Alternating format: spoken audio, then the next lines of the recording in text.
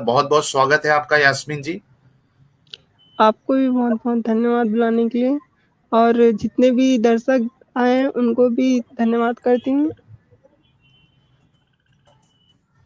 जी, बहुत बहुत शुक्रिया आपका यास्मीन जी कि आपने फिर से वक्त निकाल कर हमारी इस दावत को आपने कबूल किया। बहुत बहुत शुक्रिया।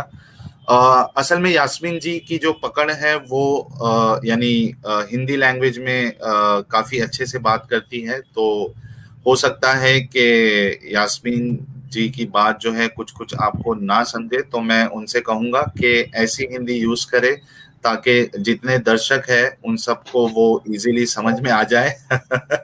यास्मीन जी। अच्छा क्यों जी मेरी आवाज़ आ रही है आप लोग को? जी बिल्कुल बिल्कुल क्लियर आ रही है। आपने जब अल्लाह का इलाज शुक्र किया है। जी। उम्मीद है कि कोई आज़ाब ना आ जाए आज की स्ट्रीम पर, तो देखते हैं कब तक ये सिलसिला ठीक से चलता है। तो यास्मीन जी, सबसे पहला सवाल आपसे फिर से वही है कि आप अपने बचपन के बारे में, फैमिली बैकग्राउंड और जब तक आप मुस्लिमा थी, इस्लाम को फॉलो करती थी, उसके बारे में आप कुछ हमको और हमारे दर्शक को बताइए। जी, ज़रूर। मेरा जो बचपन है वो न्यूट्रल परिवार में बीता।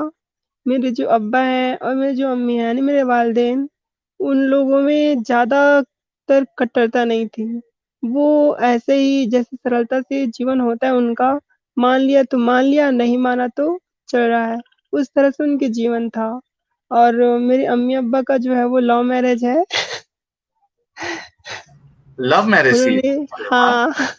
हाँ। ओके। जी। और मेरे जो दादा-दादी हैं वो भी न्यूट्रल ही हैं, बट मेरे जो हुँ, ननिहाल के लोग हैं, वो लोग थोड़े जी। कट्टर हैं। ननिहाल तो वाले थोड़े कट्टर हैं। जी, जी, वो काफ़ी कट्टर जी। हैं वो लोग। उनके यहाँ जो मेरी मतलब अप्पी वग़ैरह रहती हैं और भाई वग़ैरह तो वो लोग बुर्का पहनना और इस्लाम के पूरे जितने भी तौर तरीके हैं सारा कुछ अपनाते हैं और हमारे इधर हमारे घर में ये सब नहीं होता है कि भई कोई फ़ोर्स नहीं है, आप चाहो तो कर सकते हो, आप चाहो तो नहीं कर सकते। और इसका एक बेनिफिट ये है कि अगर लोग शिक्षित होते हैं, तो वो लोग ऐसी चीज़ से दूर जाते हैं जिन चीज़ों से इंसान की जो फ़ितरत है, किसी तरह से बंधन में आती है।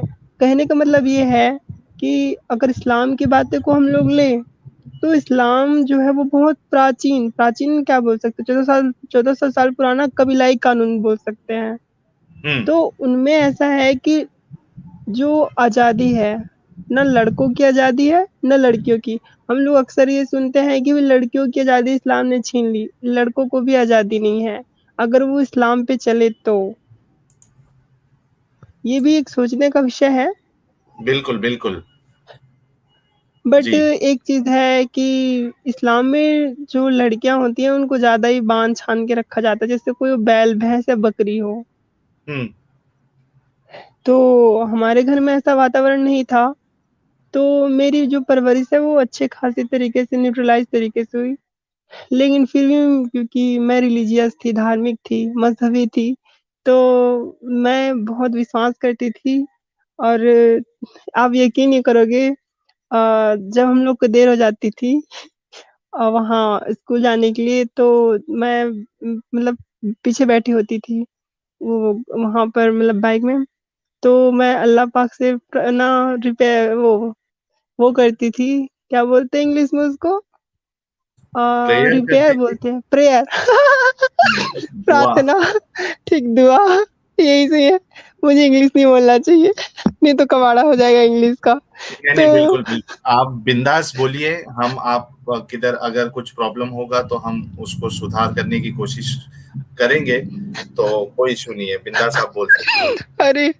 प्रेयर को रिपेयर कौन बोलता है यार? प्रेयर को तो रिपेयर कर दिया आपने। हाँ, नहीं मतलब मुझे ना इंग्लिश के वर्ड्स ठीक से आते नहीं हैं, छोटी-छोटी हुँ। चीज़ें भी भूल जाते हैं। कोई मुश्किल नहीं, आप हिंदी वर्ड्स यूज़ करिए, कोई मुश्किल नहीं। जिसमें आप कंफर्टेबल है, आप वो यूज़ करिए। अगर हाँ, हमारे तो दर्शक को कोई जी। वर्ड से अगर प्रॉब्लम यानी उनको समझ नहीं आया तो वो कमेंट में मेंशन, मैं उनसे रिक्वेस्ट करता हूं कि वो कमेंट में मेंशन कर दे ताकि हम उसको जो है फिर आसान अल्फाज में या लफ्ज में आपको बता देंगे उसका मतलब क्या है। और एक चीज वस्तुतः आप, इससे हाँ, पहले कि आप जी। आगे बढ़े, शिव कुमार जी ने 40 रुपीज का सुपर स्टिकर भेजा है। Thanks a lot Shiv Kumar ji, channel को सपोर्ट करने के लिए। और एक रिक्वेस्ट ये है कि यास्मीन जी का खुद का चैनल भी है और मैंने उनके चैनल का लिंक पिछले बार भी पिन किया था कमेंट में, और आज भी मैंने उनके चैनल का लिंक कमेंट में पिन किया है। तो जितने लोगों ने अभी तक उनका चैनल सब्सक्राइब नहीं किया है, आप सबसे रिक्वेस्ट है कि आप लोग यास्मीन जी का चैनल सब्सक्राइब कर ले, ताकि उनकी हौसला अफजाई हो और वो जो उनके पास नॉलेज है इस्लाम को लेकर वो आप सभी के सामने उसको लेके आए। तो बहुत ज़रूरी होता है कि हम इस तरीके के मूवमेंट में जितने लोग आते हैं उनको सपोर्ट करें। तो जितने लोग इस वीडियो को देख रहे हैं और उन्होंने अगर अभी तक यास्मीन जी का चैनल सब्सक्राइब नहीं किया है तो प्लीज प्लीज प्लीज आप चैनल सब्सक्राइब कर ले। चलिए यास्मीन जी आप आगे बढ़िए, और जितने दर्शक जो अभी जुड़े हैं उन सबको सलाम प्रणाम नमस्ते। जितने भी लोग अभी जुड़े हैं मैं उनका स्वागत करता हूं, आप सभी को सलाम और मेरा प्रणाम है और नमस्ते आप सभी को। चलिए यास्मीन जी आप आगे बढ़िए कि आप स्कूल जाते वक्त आप बाइक में जाती थी और आप दुआ करती थी पीछे, हाँ, क्या हाँ। दुआ थी वो बता वस्तुतः दीजिए। मैं प्रेयर करती थी, दुआ करती थी कि या अल्लाह देर ना हो जाए, या अल्लाह देर ना हो जाए, क्योंकि फिर वहाँ पिटाई होती थी। कि हम्म। देर हो गए तो फिर टीचर ना बहुत गुस्से में हो जाती थी कि इतनी देर कैसे हो गया। तो मतलब इतनी मैं आस्तिक थी, रिलीजन को फॉलो करती थी कि छोटी-छोटी चीज़ों के लिए भी खुदाबंद आलम को याद करती थी। तो मतलब मेरे लिए ये जो एथिस्ट होना है वो मतलब एक्स मुस्लिम होना बहुत ज़्यादा मुश्किल का काम था। क्योंकि कठिन था अगर आपके कि लिए। हाँ, बहुत ही कठिन। हम्म। क्योंकि कोई कोई भी इंसान किसी चीज़ को प्रॉपरली मान रहा है और मतलब जब मैंने इन लोगों के वीडियोज़ को देखना भी शुरू किया था, तब तो मुझे बहुत गुस्सा आता था और मैं उनको मतलब ना दुआ करती थी अल्लाह पाक से कि इनको नेस्तनाबूद कर दो। अच्छा, मतलब जो इस्लाम के खिलाफ वीडियो बनाते थे तो आप उनके लिए हाँ, बद्दुआएं देती थी। हाँ। ओ हो, ठीक है। हाँ, फिर आगे आगे चलिए, दास्तान को अपनी कंटिन्यू करिए, उसके बाद फिर क्या हुआ, यानी कैसे क्या कुछ हुआ सब बताइए सभी दर्शकों हाँ, को। तो समय के साथ-साथ बहुत सारी चीज़ें हम ऑब्ज़र्व करने लगे, मतलब महसूस करने लगे। देखे कि हमारे आस-पास क्या हो रहा है। उस समय ये 3 तलाक और वो जब हम ये मतलब इतने बड़े हो चुके थे कि सही-गलत का फ़ैसला ले सकते थे और समझ सकते थे। तो ये जो हम्म। 3 तलाक का जो समय था वो 2014 या 15 में ये ज़्यादा उठा था ना? बैन कब हुआ था 3 तलाक?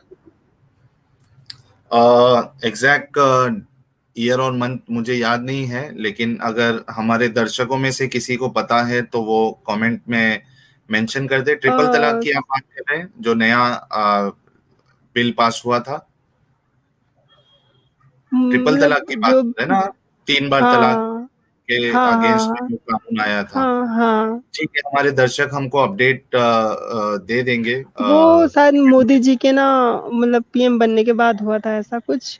तो जी, मतलब अभी 2014 के बाद से हुआ है ऐसा समझ सकते हैं। 2018-19 में शायद हुआ है ये। हाँ, हाँ, हाँ, हाँ। और 2014 एक में आ रहा मोदी है जी आए उसके बाद 2016 से है। में। 4 साल पहले हमारे शहंशाह भाई ने हुँ। अपडेट किया है कि 4 साल पहले ये हुआ था। और मीनवाइल वरुण जी ने $1.99 का कंट्रीब्यूशन किया है। बहुत बहुत शुक्रिया वरुण जी। वाह वाह, लानत भेजना सुन्नत है। हाँ, और उसी सुन्नत पे हमारी यास्मीन जी भी अमल कर रही थी कि जो इस्लाम के अगेंस्ट में वीडियो बना था उनके लिए वो बददुआ करती थी। ठीक है, तो फिर ये कानून आया, उसके बाद क्या हुआ? हाँ, तो मतलब टीवी पे बहुत ज़ोरों-शोरों से चलता था। और मेरे घर के लोग बड़े इंटरेस्ट लेके देखते थे, क्योंकि जब संसद में ये बातें चलती थी और न्यूज़ में दिखाते थे, तो सब लोग इंटरेस्ट से देखते थे क्या होने वाला है, और मैं भी देखती थी। तो मैंने हुँ, एक ऐसे ही देखी उनका न्यूज़ में, तो वो लड़की रो रही थी और नकाब में हुँ, थी, मुस्लिम थी, और वो बोल रही थी कि पहले मेरे ससुर से बोला गया कि मतलब उसका पति जो था उसने उसको 3 तलाक दे दिया, और 3 तलाक इसलिए दिया क्योंकि उस लड़की के जो दाँत थे ना वो टेढ़े-मेढ़े थे। अच्छा। हाँ, न्यूज़ में मैंने हुँ, देखा हुँ। कि तो वो बता रही थी तब। शादी से पहले नहीं देखा था क्या? अब वो जो था उसका पति वो होगा छिछोरा, अब हुँ, घर वालों के बोलने से या किसी पैसे के लालच से उसने कर लिया होगा उसने निकाह। हुँ, और क्योंकि इस्लाम में क्या है कि भई आप 4 शादी कर सकते हो, और अगर हुँ, नबी के समय होता तो लौंडिया करोड़ों रखो। यानी हुँ, कि मतलब बोलते हैं ना कि 4 रख लो और बाकी जो है वेश्यालय की तरह भर लो लड़कियाँ, लोगों को हुँ, मारो काटो, उनकी बहन-बेटियों को लाओ और बनाओ अपना लौंडिया, गुलाम बनाओ, बांदी बनाओ। हुँ, तो वही है, बस ये है कि वो लौंडिया नहीं बना पाते अब। हुँ। तो वो अब लड़की मौका नहीं बता है रही वैसा। थी, हाँ, वो लड़की बता रही थी कि भई मतलब मेरे दाँत टेढ़े-मेढ़े थे, तो मेरे हस्बैंड ने शादी के बाद मतलब पहले मैं जब शादी करके गई थी तब से मुझे पसंद नहीं करते थे, बाद में उन्होंने 3 तलाक दे दिया। और जब हुँ, वापस से उनके साथ वो रहने के लिए मतलब मतलब घरवालों ने समझाया, तो बोले कि हाँ, भी रह लेंगे करके। तो जब वो मतलब रहने के लिए बोले, तो उनकी एक शर्त ये थी कि हमारा जो बाप है, ससुर है उस लड़की का, उसके साथ हलाला करो। और उसके बाद जब ससुर से हलाला हो गया तो फिर 3 तलाक दे दिया, फिर बोले देवर से हलाला करो फिर होगा, यानी लड़की के 2-3 बार ऐसे हलाला हुआ। तो वो बोल रही थी 3 तलाक खत्म होना चाहिए, और ये बात आप यूट्यूब पे सर्च करोगे तो उसकी बयान भी मिलेंगे, और ये तो बहुत छा गया था उस समय। और मतलब जो इस्लाम को सही समझता है, और ये चीज़ सूरह निसा में है ये आयत हलाला वाली। तो ऐसा खुदा जो ऐसी सूरह हरकतें बकरा करवाता में हो। है। सूरह बकरा में है? बकरा में जी, सूरह बकरा में सूरह नंबर 2 आयत नंबर 230 में डिस्क्रिप्शन में पूरा दिया गया है। ये कुत्ता कहाँ से भौंक रहा है? किसके ऊपर भौंक रहा है? ये अल्लाह पाक ने भेज दिए हैं बचाने के लिए। नहीं तो वहाँ रहमत के फरिश्ते नहीं आएँगे ना। अच्छी बात है कि रहमत के फरिश्ते नहीं आएँगे उधर। अरे शैतान हमारे साथ है फिर तो। अच्छा, राज राज अग्रवाल जी ने 40 रुपीज का कंट्रीब्यूशन किया है। Thanks a lot. What is meaning of निकाह? देखिए, मैंने एक कमेंट में उसको मैंने डाला है कि जो इस्लामिक लॉ में जो निकाह है वो it's more like a marriage contract, लेकिन अगर उसको अरेबिक वर्ड उसका अगर लिटरल मीनिंग देखे तो दैट इज सेक्सुअल इंटरकोर्स। तो ये निकाह है, उसका लिटरल मीनिंग जो है वो सेक्सुअल बहुत, इंटरकोर्स है। बहुत ही घटिया, बहुत ही घटिया। यहाँ शादी हम बोलते हैं ना, मतलब कि गैर मज़हब में बोलते हैं, हिंदुओं में ही बोलते हैं शादी पवित्र रिश्ता होता है। हम्म, यहाँ निकाह पवित्र रिश्ता नहीं होता, पैसे देते हैं उस लड़की को खरीदते हैं।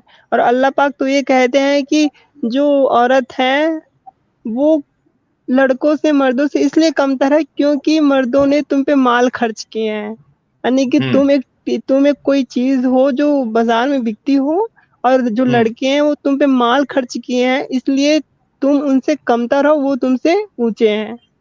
तो बिल्कुल। वो क्या बोलते हैं उसको, मेहर, महर शादी महर। के, है ना, हम्म, मेहर। तो सही। वो है, तो ये तो ऐसे हो गया ना कि आप कहीं जा रहे हो और किसी दलाल के पास वेश्यावृत्ति करने के लिए, और किसी वेश्या को पैसे दे रहे हो कि ये रखो पैसे, और अब फिर हम लोग अपना जो भी क्रियाक्रम है घटिया काम वो करें। तो ये तो वही हम्म, हो गया ना, बस इसका नाम दे दिया निकाह। मुता भी वैसे ही है, इन दोनों हम्म। में फर्क क्या है? बस ये मुता वाले तो में बहुत पैसे दे के, डेंजर है। वही तो। मुता तो बहुत डेंजर है, क्योंकि मुता में तो यानी चलो निकाह जो नॉर्मल निकाह हो रहा है उसमें तो ऐसी कोई शर्त नहीं है कि 2-3 दिन के लिए आप निकाह कर रहे हो। वो तो मतलब इन जनरल अगर देखा जाए तो वो एक नॉर्मल जैसी शादी होती है कि लाइफ टाइम करना है, उस तरीके का निकाह होता है। लेकिन मुता में तो एक इंसान को पता होता है कि, और वो डील करता है पार्टनर से कि मैं आपके साथ सिर्फ 3 दिन की शादी करने वाला हूँ, या 5 दिन की या 6 दिन की शादी करने वाला हूँ, और उसके बदले में फिर उसके वो पैसे देता है, मेहर देता है वो। जीवन नाश, सभ्यता का नाश, समाज का नाश। अरे! मेरे मुँह से क्या-क्या निकल जाएगा, ख़ैर छोड़ो।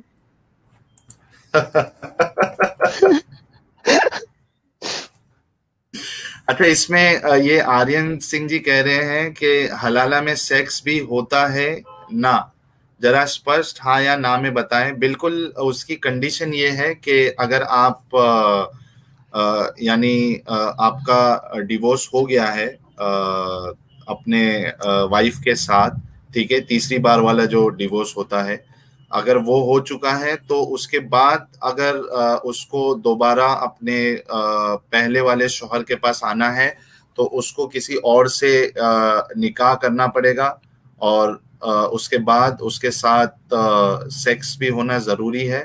उसके बाद अगर वो तलाक देता है तो फिर ये अपने पहले शौहर के पास वापस आ सकती है। तो इंटरकोर्स जो है, सेक्सुअल इंटरकोर्स, ये कंपलसरी है।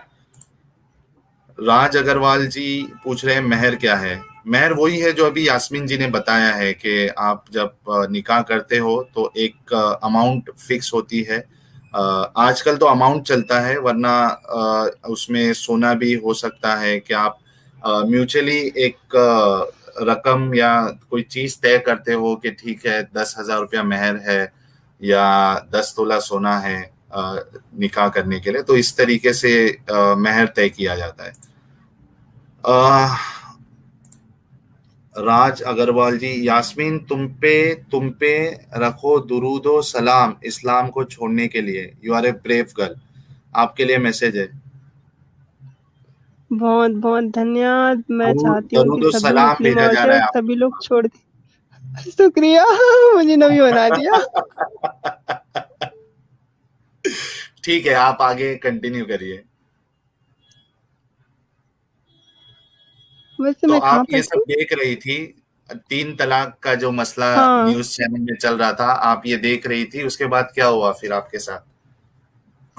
तो एक हृदय को बहुत ठेस पहुँची कि यह किस प्रकार का दृश्य है, किस प्रकार का व्यवहार है, महिलाओं के साथ ये क्या हो रहा है। और हम लोग क्या होता है जीवन में, हम लोग कोई भी चीज़ देखते हैं तो तुरंत उस पे रिएक्ट नहीं करते, अर्थात कि तुरंत उस पे वो नहीं करते। वो धीरे-धीरे हमारे हृदय में वो इकट्ठा होता रहता है और एक समय ऐसा आता है जब वो चीज़ पूर्ण रूप से विकसित हो जाती है, भर जाती है, तब वो फूट जाती है। यानी कि जैसे गुब्बारे में हवा भरते रहो और एक समय के बाद उसमें हवा जाने का वो नहीं रहेगा, तो वो गुब्बारा फट जाता है। वैसे ही बहुत सारी अच्छाइयाँ मुझे पता थी इस्लाम की, लेकिन अब समय था, अब ये नेचुरली अल्लाह पाक की मेहर से कि धीरे-धीरे मुझे इस्लाम की बुराइयाँ पता चलने लगी। अब वो मैं पहला बुराई पता चलती तो उसको इग्नोर करती, लेकिन वो दिल में था। दूसरा पता चलता उसको इग्नोर करती, वो भी दिल में था। ऐसे करके सारी चीज़ें इकट्ठा होती गई और उसके बाद जब मैं 11th में चली गई और उसके बाद मैंने मतलब जो साइंस होता है, विज्ञान होता है, उसके नज़रिए से इस्लाम को देखा। तो मानवीय गुण तो पहले से मेरे आँखों के सामने से वो हट गया था इस्लाम का। उसके जो व्यवहार, आचार, विचार हैं और फिर मुझे हिस्ट्री पता चली इस्लाम की कि इस्लाम कैसे फैला और हमारे देश में जिस तरह से इस्लाम फैला है ना, मतलब कोई ऐसा इंसान हो जो भावुक हो तो उसकी आँखों से लहू के आँसू निकले। ऐसा इस्लाम फैला है भारत में। ऐसे जी। मतलब भयानक तरीके से इस्लाम को फैलाया गया है, औरतों हम्म। की इज़्ज़त लूट के, बच्चों का हम्म। कत्ल करके, मर्डर करके, ऐसे इस्लाम को फैलाया गया है। तो ऐसी जब चीज़ें मुझे पता चली और विज्ञान के ताल्लुक से ना इसमें कुछ ज्ञान है, ना विज्ञान है, ना शिष्टाचार है, ना मानवता है, कोई भी ऐसी चीज़ जिसके लिए कोई धर्म बोल सकते हैं कि हाँ भाई ये धर्म है, ये जो है खुदा का भेजा हुआ कोई मार्ग है, कोई रास्ता है, ऐसा बोले तो ऐसा कुछ भी चीज़ इस्लाम में नहीं आता, कुछ भी, एक चीज़ भी। अभी मेरी एक डिबेट हो रही थी कुछ दिन पहले, तो मैंने उन मौलवी साहब से पूछा था कि मुझे एक ऐसी चीज़ बता दीजिए इस्लाम में जिससे मानव जाति को फ़ायदा हुआ हो। आप यकीन नहीं मानोगे, वो लंबी भाषण करता रहा लेकिन एक ऐसी चीज़ नहीं बता सका जिससे इस्लाम की दी हुई उस चीज़ से इंसानियत को फ़ायदा हुआ। और करोड़ों चीज़ मैं ऐसे गिना सकती हूँ जिससे इस्लाम की वजह से पूरी दुनिया बर्बाद है। और आज देख सकते हो तालिबान की वजह से लोग कैसे रो रहे हैं, वो लोग उसी इस्लाम को फ़ॉलो करते हैं। बिल्कुल। अच्छा, ये राज अग्रवाल जी कह रहे हैं यास्मीन जी कि आपकी हिंदी बहुत अच्छी है, उर्दू से अच्छी है। जिस तरीके से धन्यवाद। आप जो वर्णन क्या कहेंगे उसको, अल्फाज आप यूज कर रही हैं, शब्दों तो का उससे उच्चारण। शब्दों का जो उच्चारण आप कर रही हैं, बिल्कुल ऐसा एकदम ऐसा लग रहा है कि एकदम हाई लेवल कोई शायर नहीं, क्या कहते हैं उसको, कवि के साथ हम ये अरे सेशन बस कर रहे हैं। करो। बिल्कुल, आप कंटिन्यू करिए। बहुत अच्छा लग रहा है आपकी बातें सुन के। नहीं, अल्फा इतनी सेंटोरी जी तारीफ़ें ने मत वन करो। डॉलर का नहीं, अगर आप तारीफ के लायक है तो फिर तारीफ भी होती जाएगी, इसमें कोई शक नहीं है। अल्फा सेंटोरी जी ने $1 का कंट्रीब्यूशन किया, थैंक्स अ लॉट। और नीरज सिंह जी, बहुत बहुत पहले तो आपका स्वागत है नीरज जी।